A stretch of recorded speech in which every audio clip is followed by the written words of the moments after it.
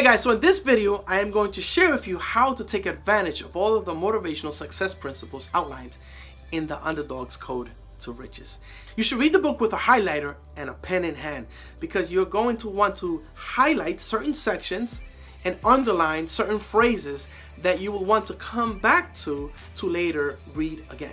And let me tell you why. You see, you're going to be drawn into the book in a very fast manner because since the book is told in a story format, you're going to get caught in the story. So many times you will bypass many of these motivational principles because you want to discover what's going to happen in the next chapter. So you're going to continue reading and reading and reading and reading. Some people will read it in 2 days, some people will read it in a week, some people it'll take a few weeks, maybe some will take a few months. I highly doubt it because it's contagious, guys. It's very contagious. And I know I'm biased, I'm the author, I'm being very biased. This is the feedback that other people have given me.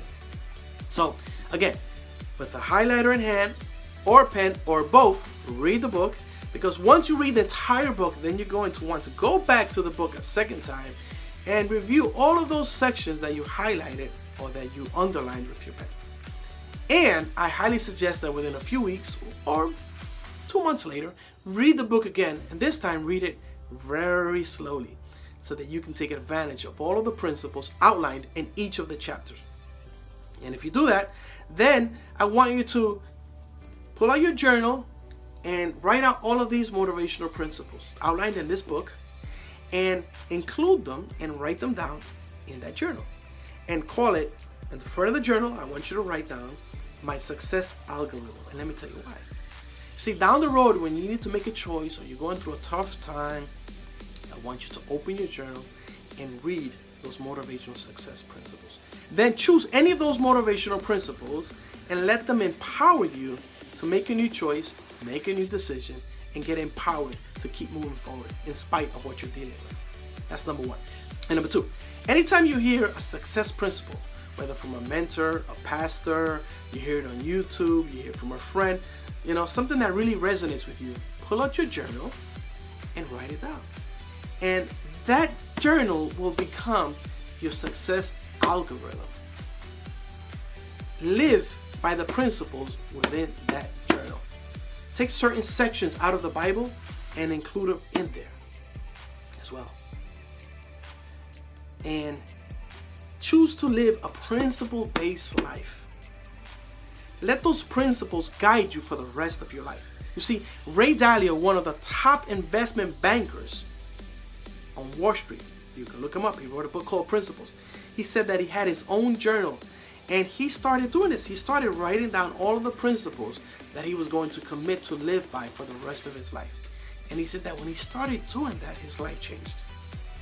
So if you want to know more about Ray Dalio, you can look up the book Principles. But he said that he did that. And when he started doing that, it impacted his life. Because every time he was going through a tough time, and if you're going through a tough time, do the same thing.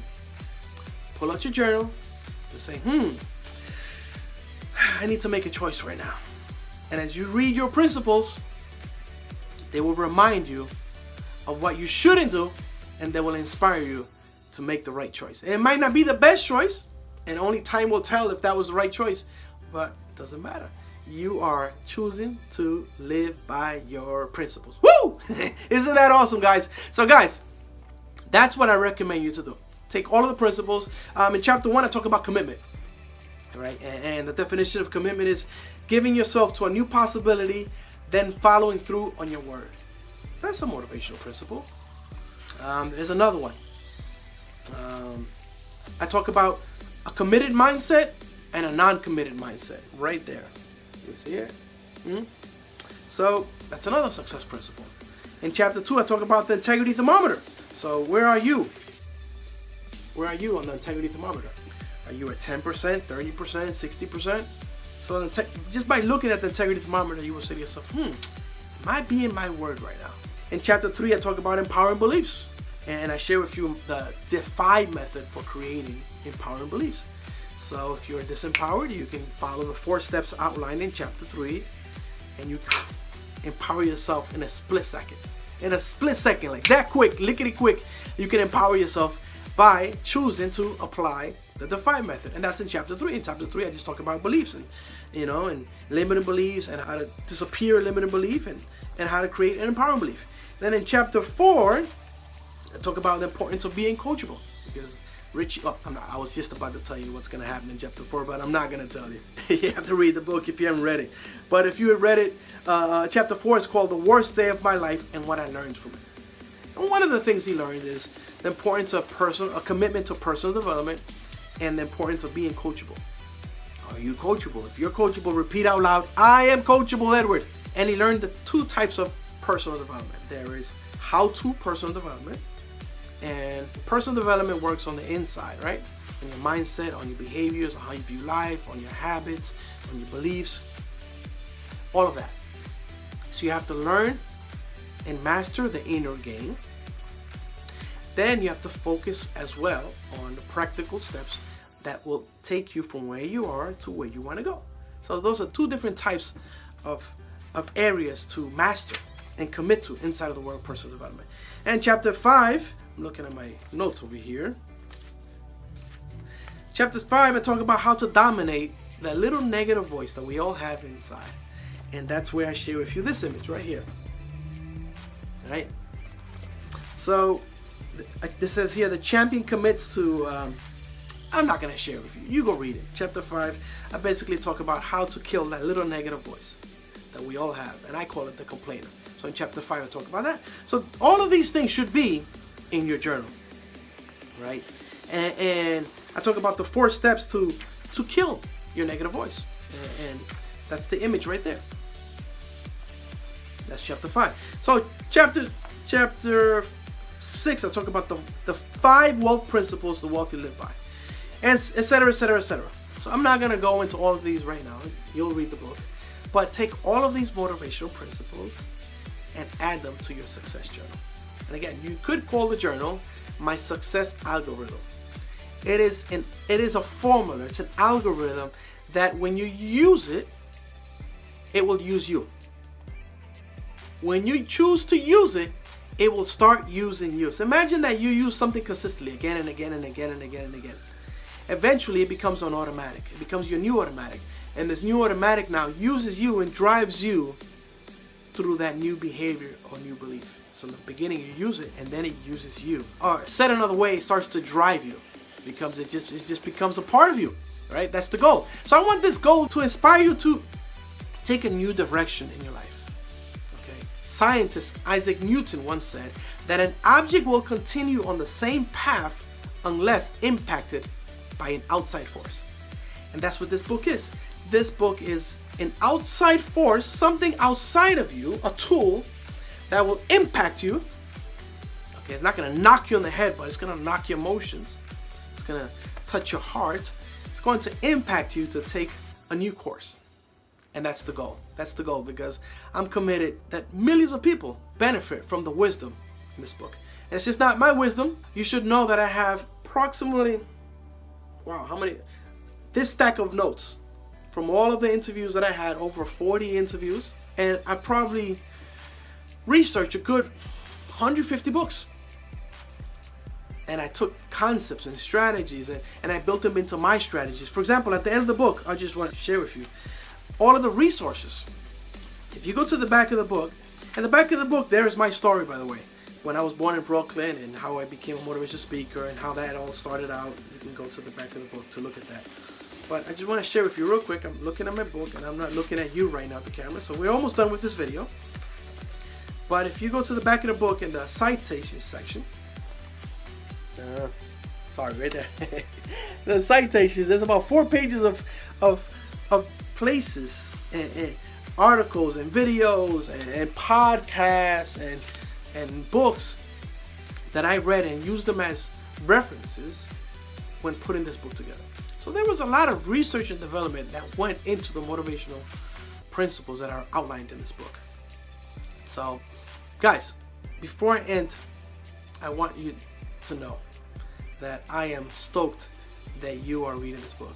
I am excited for you because I know without a shadow of a doubt, and again, I know I'm biased because I'm the author of the book, but I know without a shadow of a doubt that it's going to impact your life for the rest of your life. How do I know this? Over 50 people read this book in the previous 3 years of me launching this book. I actually took the manuscript and I mailed it all over the United States. And so basically, all of these people read the book and provided feedback. And all of them said, Edward, this book's freaking amazing. I'm not the same person. I am not the same person. As a matter of fact, I even mailed the manuscript to someone who is in prison right now, serving a long life sentence. And he said, Edward, this book has transformed my life. I'm in prison, but I feel free because of this book. I feel free. I have no freedom because I am in prison, but in the prison system, I feel free because I gave up resentment. I no longer focus on the past. I find joy in small things. I said, for real? He said, yeah. I said, wow. All from reading the Underdog's Code to Riches. So I have a request for you, and it's the following. Please help me spread the word. My goal is to impact 10 million lives in the next 10 years.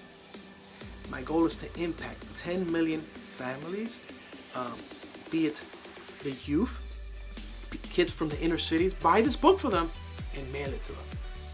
People who are in prison, buy it for them and mail it to them. Encourage your friends, your team members within your sales organization. Give it to your manager and say, hey, I just read this book and it's powerful and you need to read it too. As a matter of fact, we need to bring in Edward Munoz so that he could speak at our next event. He needs to share the principles outlined in his book at one of our upcoming sales conferences or the convention, or maybe even within your office. So, and I would be more than glad to do that. I'll be more than glad to do that because, again, I want to impact 10 million lives with the message in this book. That's why it took me 10 years to release it. I could have released it within 24 months of writing it. As a matter of fact, within 3 years, I already had the first editor fully finished editing the book. But I said, no, I cannot release the book. That was 2011, and some of my friends said, Edward, that was selfish of you. You should have released it back then. I said, yeah, you're right. But it's not the same book. It's not the same book. It's a very different book because I kept on working on it, and I kept on interviewing more people, and I kept on tweaking it, and I kept on adding more content, and I deleted a few scenes that weren't, that no longer fit into this story. I kept on refining my motivational success principles. Actually, all of the success principles outlined in this book, I started to share them with my coaching clients, and they started to transform right before my eyes. And many of them, I said, wow, Edward, that is powerful.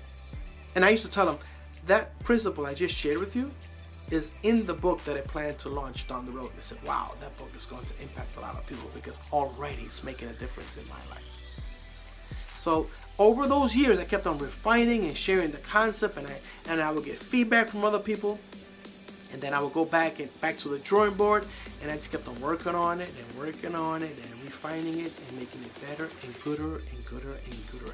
And now it's a high quality product in the form of a story, and I need to get the message out there. I am committed to impact 10 million people with this book, and all of the PDFs and charts that are on the underdogcode.com/book resources are free.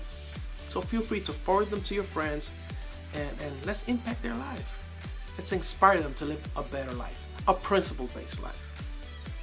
And that's the goal. The goal is to impact 10 million lives. Hey guys, so if I could be a resource to you, then connect with me on social media, connect with me on Instagram. That's where I spend most of my time. Edward R. Munoz. Send me a private message. Hey Edward, I'm reading your book. I love this part. Take a picture of the book. Some of you will decide to become an ambassador for the Underdog's Code to Riches, and there's a flyer, a page within this book that describes how you can become an ambassador for the Underdog's Code to Riches. But either way, reach out to me on Instagram. Look me up on Facebook, Edward Rafael Munoz.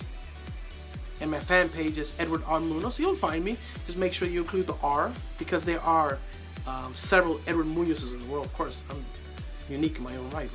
But Edward R. Munoz on Instagram, Edward Rafael Munoz on Facebook. And my fan page is Edward R. Munoz. So you'll find me. Connect with me, guys. Reach out to me. Let me know how I can be of service, because that's my goal. My goal is to inspire you to be the most amazing version of yourself. And I'm going to end this video with a short story. And it's not going to sound like an awesome story in the beginning. It's going to be a bit scary. You're going to be confronted, and you might not want to hear the final piece of the story, but it's important, so just stick with me. If not, I wouldn't be sharing it with you. Imagine that it's the last day of your life. Imagine that you're laying in your coffin and your arms are crossed and you're laying there. Woo! Let me shake that off. I don't like that feeling. Just imagine that you're laying in your coffin, and for some reason you can see the people that are looking down at your coffin, and they're crying and they're talking about you. And then someone steps up to your coffin, and it's you. He's handsome or she's beautiful, and they're dressed with nice clothes, and they're shaven if it's a guy, if it's a female. And if you're a female, then they look all beautiful, and the person says, "Hey, Edward, how you doing, Ed?" And you say, "Well, how do you know that I can speak to you? I'm a ghost. Of course I can speak to you." He goes, "Well, I'm a ghost to you, but I really exist in life. And who I am is the version of you that you could have been, because I am the highest version of you. You see, I maxed out my potential in life. And because I maxed out my potential, I did this, I helped out all these people, I accomplished this, I traveled the world, I did this. I supported nonprofits, I created a nonprofit. I maxed out my potential." And he starts to share all of the accomplishments, all of the behaviors, all of the success principles that he chose to stand by, and all of the people that he helped, or she. And this could have been you, had you chosen to live a principle-based life, had you chosen to max out your potential. But because you lived in your head, and you listened to all of your excuses, and because you became a victim of your problems and your circumstances, you did not max out your potential. And because of that, you lost out on this and this and this and this and this and this. And here you are on your deathbed. There's nothing you can do. Whew! I do not want that for you. On the last day of your life, I want you to look back and say, "Wow, I gave it my all. I was born full of potential, and I died empty because I gave it my all. I gave it my all." And I want you to give it your all. Give it your all. Stop listening to your excuses and your reasons of why it can't be done. Choose to live a principle-based life. Choose to grow on a consistent basis. Choose to help people. Choose to expand. Choose to be around powerful people. And do what you can to stretch on a consistent basis. Constantly live outside of your comfort zone. And if you continue doing that on a consistent basis, you too will max out on your potential. And you'll be astonished. You will be pleasantly surprised with what you will accomplish and who you will help in your life. You came to fulfill a mission. You came to live a purpose. You came to fulfill a purpose. And there's a section in the book, and I'm not going to tell you where, but there's a section where Richie discovers his life purpose. You came to fulfill a purpose that only you can fulfill. There are hundreds, possibly thousands, and possibly millions of people that are waiting for you to fulfill your purpose. Because when you fulfill your purpose, they will start to live their purpose. There are people that are waiting for you to fulfill your purpose, because your purpose, your unique purpose, will impact their life. Had Gandhi never fulfilled his purpose, who knows where India would have been today? Had Martin Luther King not fulfilled his purpose, who knows where that demographic would have been today? Had Walt Disney not fulfilled his purpose, because I just recently heard his audiobook, which has really inspired me to live life at a whole different level. He was the Steve Jobs of his era. But anyway, had Steve Jobs and Walt Disney not fulfilled their purpose, life would have went a different direction. Had your pastor or someone you look up to not fulfilled their purpose, your life would not be the way it is right now. Had Tony Robbins, one of the top motivational peak performance experts in the world, had not fulfilled his purpose, would your life and my life and the life of millions of people, regardless of what you think of him, would it have been the same? So in the book, I even talk about purpose. So choose to discover your purpose. And in the book, I talk about how to discover your purpose. Choose to discover your purpose, then live it for the rest of your life. Many of us, me included, are depending on you to discover your purpose. And if you discovered it, but you have not been living in alignment with it, you'll know. Because when you are in alignment with your purpose, your internal GPS, okay, I call it the happiness GPS or the joy GPS, it's on high, and you are living in a state of fulfillment, and you're living in bliss and joy. That doesn't mean life is perfect, but it is beautiful to live on purpose.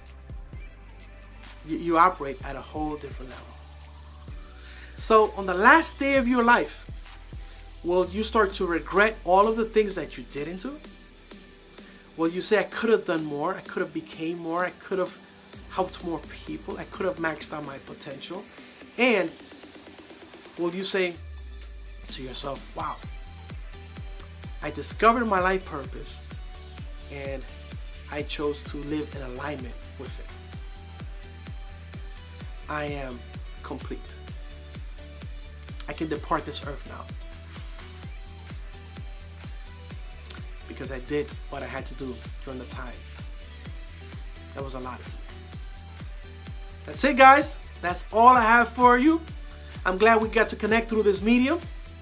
I'm glad that you either purchased the book or are considering to purchase the book. And hopefully this inspired you, regardless of whether you read the book, purchase it or not. Hopefully these last few videos inspired you to live life in a way that inspires you to live at the highest and best version of yourself. Have an amazing life, and if I can be of support, reach out to me through social media. Bye for now.